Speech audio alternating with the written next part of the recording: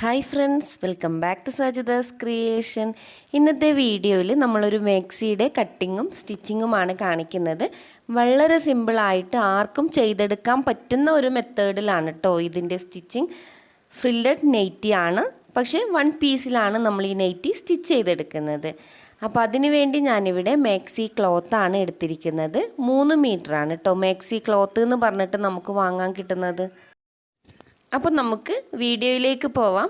ആദ്യം നമ്മൾ ക്ലോത്തിനെ ഇതുപോലെ വീതിക്ക് 2ആയിട്ട് ഫോൾഡ് ചെയ്തെടുക്കണം.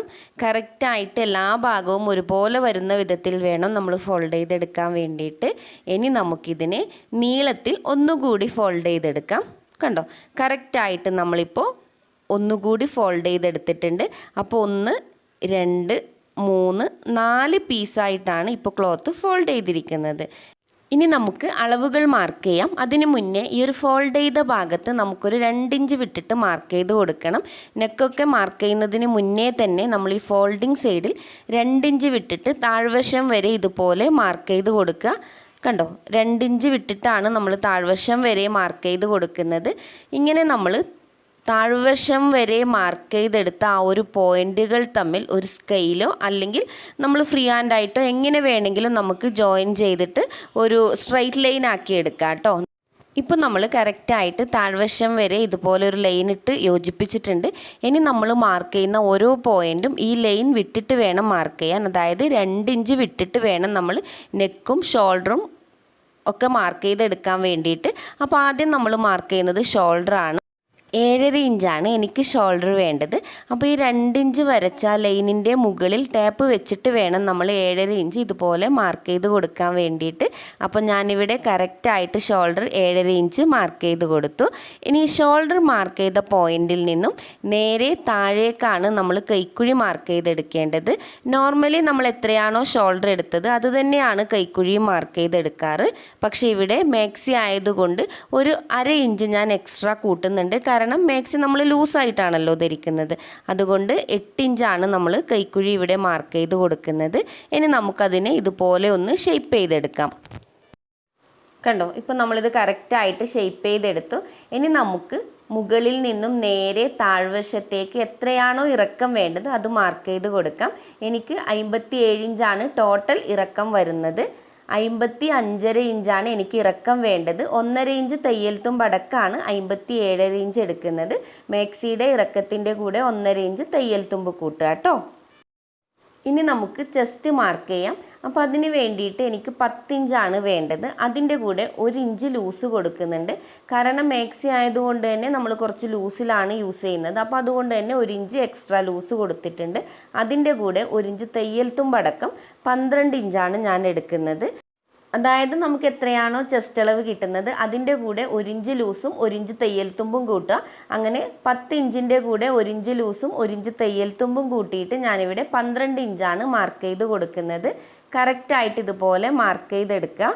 നമ്മൾ ആ 2 ഇഞ്ച് നേരത്തെ മാർക്ക് ചെയ്തില്ല, അത് വിട്ടിട്ടാണ് ഞാനിപ്പോൾ ഈ മാർക്കുകളൊക്കെ ചെയ്തു കൊടുക്കുന്നത്. അത് പ്രത്യേകം ശ്രദ്ധിക്കുക കേട്ടോ. ഇനി നമുക്ക് ഷേപ്പ് മാർക്ക് ചെയ്യാം. അതിനു വേണ്ടി ഷോൾഡറിൽ നിന്നും താഴേക്ക് ഒരു 13 ഇഞ്ച് മാർക്ക് ചെയ്ത് കൊടുക്കാം.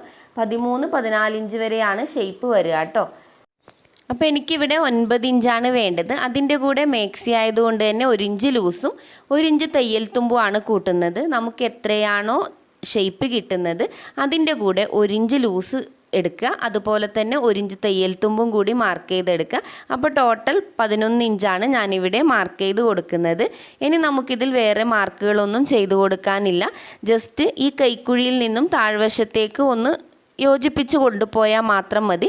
അപ്പോൾ ഇതുപോലെ നമ്മൾ കൈക്കുഴി മാർക്ക് ചെയ്തെടുത്ത് നിന്നും ഷേപ്പിലേക്കും അവിടുന്ന് ഇതുപോലെ കുറച്ച് മുന്നോട്ടേക്ക് കൊണ്ടുവന്ന് താഴ്വശം വരെ ഇതുപോലെ മാർക്ക് ചെയ്തെടുക്കുക.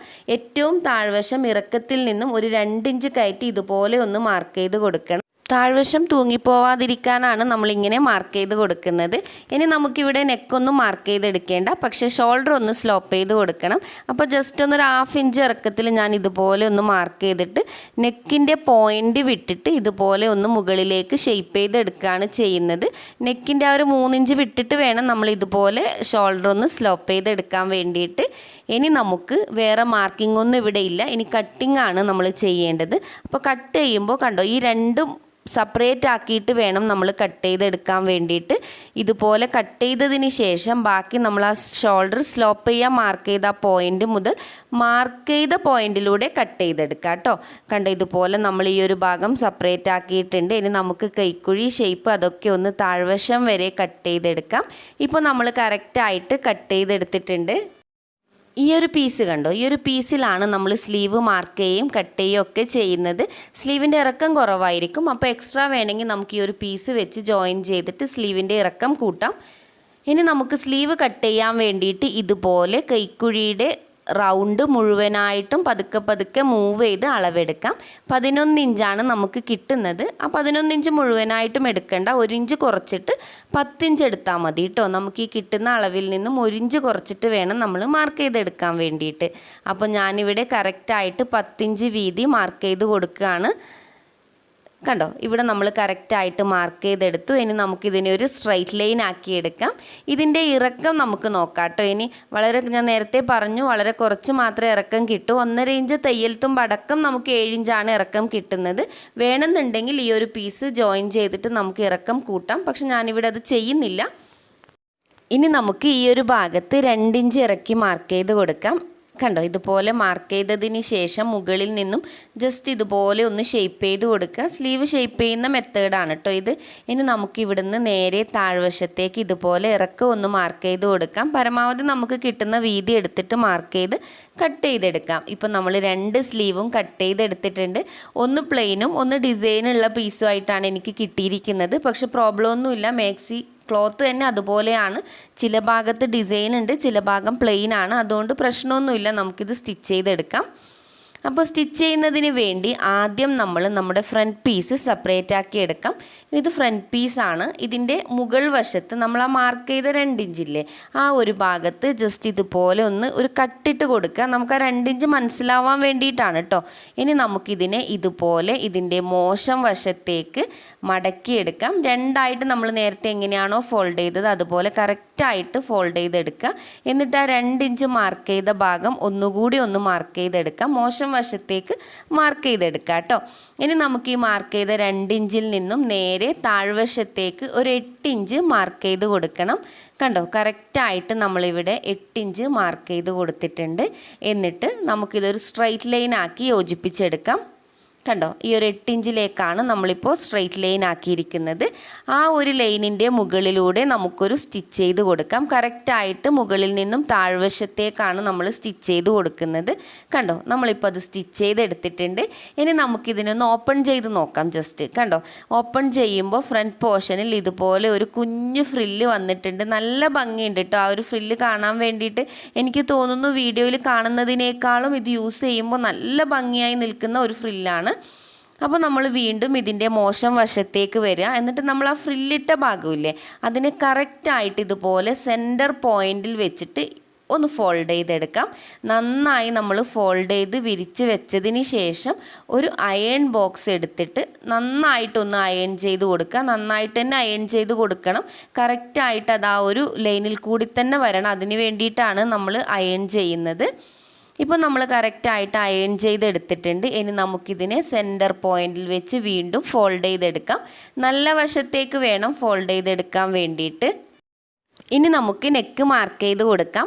3 ഇഞ്ചാണ് നെക്കിൻ്റെ വീതി വരുന്നത്. പക്ഷേ ക്യാൻവാസ് വെച്ചിട്ടല്ല ഞാനിവിടെ സ്റ്റിച്ച് ചെയ്യുന്നത്. അതുകൊണ്ട് തന്നെ തയ്യൽ തുമ്പ് വിട്ടിട്ട് 2.25 ഇഞ്ചാണ് ഇവിടെ മാർക്ക് ചെയ്ത് കൊടുക്കുന്നത്. ഇനി നമുക്ക് നെക്കിൻ്റെ ഇറക്കവും മാർക്ക് ചെയ്യാം. 6 ഇഞ്ചാണ് നെക്കിൻ്റെ ഇറക്കം ഞാൻ സാധാരണയായി യൂസ് ചെയ്യുന്നത്. അപ്പോൾ അതുകൊണ്ട് തന്നെ 6 ഇഞ്ച് തന്നെ മാർക്ക് ചെയ്തെടുത്തിട്ടുണ്ട്. സിബൊന്നും വെക്കാത്തത് കൊണ്ട് തന്നെ നെക്കിൻ്റെ ഇറക്കം കുറക്കാൻ പാടില്ല. നമ്മൾ ചുരിദാറിനൊക്കെ എത്രയാണോ ഇറക്കം എടുക്കുന്നത് സെയിം ഇറക്കം തന്നെ എടുത്തിട്ട് ഇതുപോലെ ഹാഫ് റൗണ്ടാക്കി എടുക്കുക. എന്നിട്ട് ജസ്റ്റ് ഇതുപോലെ ഒന്ന് കട്ട് ചെയ്തെടുക്കാം. കണ്ടോ, ഇപ്പം നമ്മൾ കറക്റ്റായിട്ട് കട്ട് ചെയ്തെടുത്തിട്ടുണ്ട്. ഇനി നമുക്ക് ഇതിനെ ഒന്ന് സ്റ്റിച്ച് ചെയ്തെടുക്കണം. സ്റ്റിച്ച് ചെയ്യാൻ വേണ്ടി ഞാൻ ഇതുപോലെ ക്രോസ് പീസ് കട്ട് ചെയ്തെടുത്തിട്ടുണ്ട്. കുഞ്ഞു കുഞ്ഞു പീസായി കട്ട് ചെയ്ത് ജോയിൻ ചെയ്തിട്ടാണ് വലിയ പീസാക്കി എടുത്തിരിക്കുന്നത്. അത് നമുക്കിതുപോലെ നെക്കിന് ചുറ്റും വെച്ചിട്ട് വളരെ നേരിയ രീതിയിലൊന്ന് സ്റ്റിച്ച് ചെയ്ത് യോജിപ്പിച്ചെടുക്കാം. ഇപ്പോൾ നമ്മൾ കറക്റ്റായിട്ട് സ്റ്റിച്ച് ചെയ്തെടുത്തിട്ടുണ്ട്. അത് ഇതിൻ്റെ മോശം വശത്തേക്ക് കൊണ്ടുവന്നിട്ട് ഇതുപോലെ ഒന്ന് ഫോൾഡ് ചെയ്യുക. വീണ്ടും ഒന്നുകൂടി ഒന്ന് ഫോൾഡ് ചെയ്തെടുക്കുക. അങ്ങനെ രണ്ടായി ഫോൾഡ് ചെയ്തിട്ട് കറക്റ്റായിട്ട് നെക്കിന് മുഴുവൻ നമുക്ക് സ്റ്റിച്ച് ചെയ്തെടുക്കാം. കണ്ടോ, ഇപ്പോൾ നമ്മളിത് കറക്റ്റായിട്ട് സ്റ്റിച്ച് ചെയ്തെടുത്തിട്ടുണ്ട്. ഇനി നമുക്ക് ബാക്ക് പീസ് സ്റ്റിച്ച് ചെയ്തെടുക്കാം. ബാക്ക് പീസും നമ്മൾ നേരത്തെ ഫ്രണ്ട് പീസ് ചെയ്തതുപോലെ തന്നെ രണ്ടായിട്ട് മോശം വശത്തേക്ക് ഫോൾഡ് ചെയ്തെടുക്കാം. എന്നിട്ട് അവിടെയും 2 ഇഞ്ച് മാർക്ക് ചെയ്ത് കൊടുക്കാം. അതിനുശേഷം താഴ്വശത്തേക്ക് 8 ഇഞ്ച് മാർക്ക് ചെയ്ത് കൊടുക്കാം. നമ്മൾ എങ്ങനെയാണോ ഫ്രണ്ട് പീസ് ചെയ്തത് സെയിം മെത്തേഡ് തന്നെ ചെയ്തിട്ട് ഇതുപോലെ താഴ്വശത്തേക്ക് സ്റ്റിച്ച് ചെയ്തെടുക്കാം. അതായത് മുകളിൽ നിന്നും 8 ഇഞ്ച് മാർക്ക് ചെയ്ത പോയിൻ്റ് വരെ നമ്മൾ സ്റ്റിച്ച് ചെയ്തെടുത്തിട്ടുണ്ട്.